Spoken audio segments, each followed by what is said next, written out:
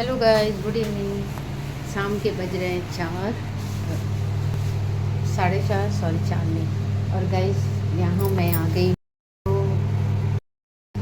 Daily एक सब्ज़ी खा खा के क्या बनाए तो आज सोचे चलो पनीर बनाते हैं। तो गाइस मैंने पनीर का मसाला यहाँ फ्राई करने के लिए रख दिया है, जो मैं आपको अभी दिखाऊंगी। गाइस आप पनीर कैसे बनाते हैं कमेंट्स में बताइएगा। हम लोग तो यहाँ प्याज, अदरक, लहसुन, गरम मसाला और ये सब दे के इसको पहले मैंने बॉईल कर लिया। अब ये ठंडा होगा, उसके बाद मैं पीस के उसके बाद पनीर फ्राई करके, देखिए मैंने यहाँ पनीर पीसेस में काट रखा है।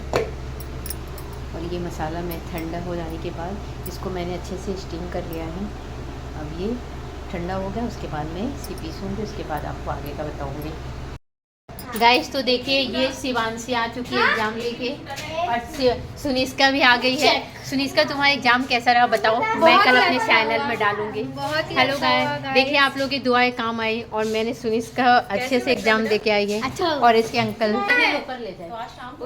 शिवांशी, तो बताओ तुम्हारा एग्जाम। मेरा पेपर बहुत अच्छा हुआ।